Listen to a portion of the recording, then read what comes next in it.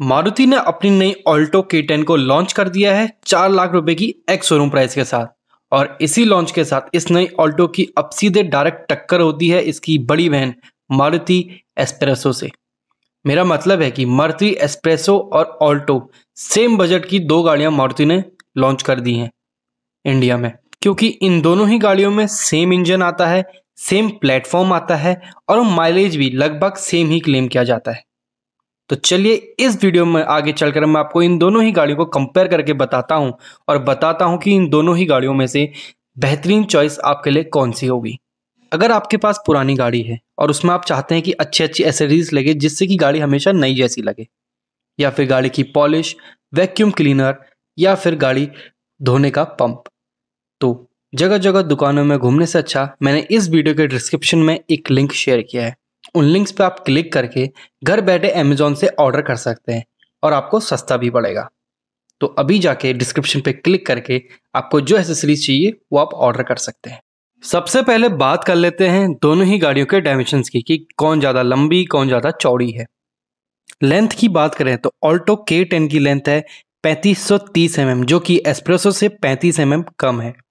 उसी तरह से इसकी चौड़ाई 1490 mm है, जो कि एस्प्रेसो से 30 mm कम है। और हाइट की बात करें तो 1520 mm, जो कि एस्प्रेसो से 33 से लेकर 47 mm कम है।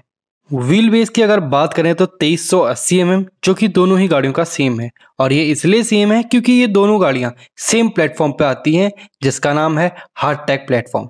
ये काफ़ी हल्का और मजबूत प्लेटफॉर्म है, मारुति ऐसा बोलती है।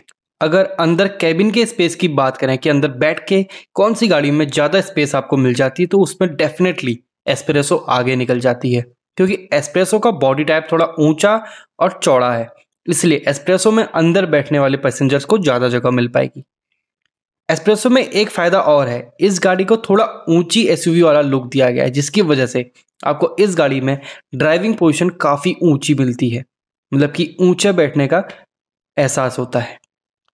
इसी वजह से ग्राउंड क्लियरेंस की अगर हम बात करें तो ऑल्टो K10 में आपको 160 mm का ग्राउंड क्लियरेंस मिलता है, जो कि 20 mm कम है एस्प्रेसो में मिलने वाली 100 mm की ग्राउंड क्लियरेंस से।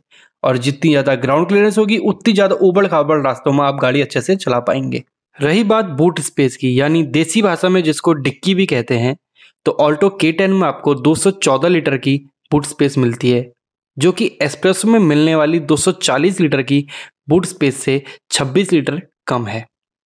उसी तरह से टर्निंग रेडियस की बात करते हैं, मतलब कि कितनी कम जगह में आप गाड़ी को मोड़ पाते हैं, तो वो दोनों ही गाड़ियों का सेम है 4.5 मीटर, मतलब आपको 4.5 मीटर की जगह चाहिए इन दोनों ही गाड़ियों को बैक करने के लिए। इसी तरह से फ्यूल टैंक कैपेसिटी की बात करते हैं तो इन दोनों ही गाड़ियों में सेम 27 लीटर की फ्यूल टैंक कैपेसिटी मिल जाती है। अब बात करते हैं टायर साइज की, तो ऑल्टो K10 में आपको 13 इंच के टायर्स मिलते हैं, वहीं एस्प्रेसो में 13 इंच और 14 इंच दोनों ऑप्शन मिल जाते हैं। अब सबसे इंपॉर्टेंट इंजन की बात करते हैं तो दोनों ही गाड़ियों में सेम इंजन और सेम पावर है। इन दोनों ही गाड़ियों में 1 लीटर का 3 सिलेंडर पेट्रोल इंजन मिलता है, जो कि 66 bhp की पावर और 89 Nm का टॉर्क देता है। मैनुअल और ऑटोमेटिक दोनों ही ट्रांसमिशन के साथ मिल जाता है। माइलेज की बात करें तो दोनों ही गाड़ियों में लगभग सेम माइलेज क्लेम किया जाता है। 24.39 kmpl का माइलेज ऑल्टो के मैनुअल ट्रांसमिशन के साथ आता है और 24.9 kmpl का ऑल्टो के ऑटोमेटिक ट्रांसमिशन के साथ। वहीं एस्प्रेसो के मैनुअल में आपको 24.12 kmpl का माइलेज क्लेम किया जाता है और एस्प्रेसो के ऑटोमेटिक के साथ 25.3 kmpl का माइलेज क्लेम किया जाता है। बहुत मामूली सा फर्क है इन दोनों के माइलेज में।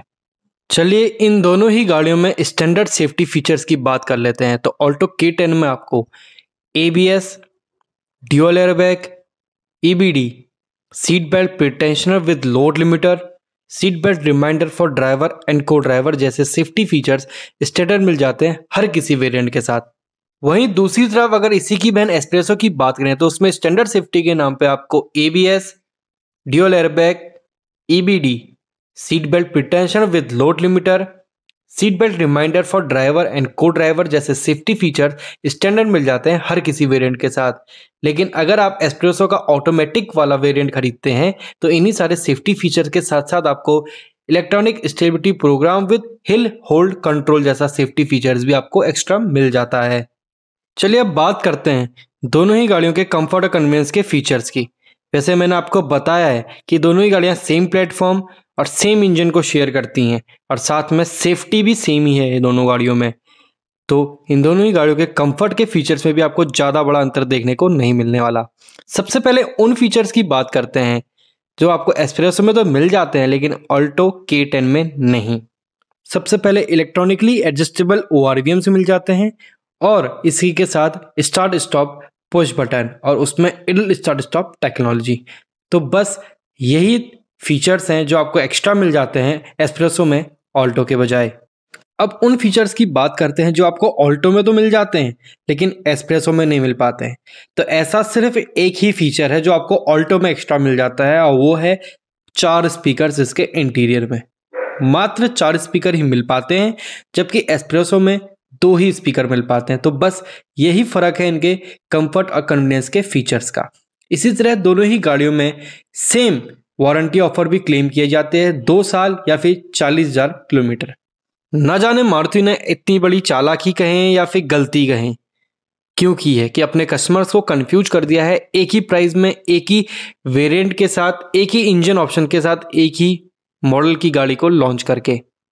अब देखते हैं लोग बाग किसको ज़्यादा पसंद करते हैं। मिलता हूं अगली वीडियो में, तब तक के लिए इस चैनल को सब्सक्राइब कर दीजिए और उसके बगल में बेल आइकन को भी ऑल पे सेट कर लीजिए ताकि ऐसे ही इंफॉर्मेटिव वीडियोस आप फ्यूचर में मिस ना कर पाएं।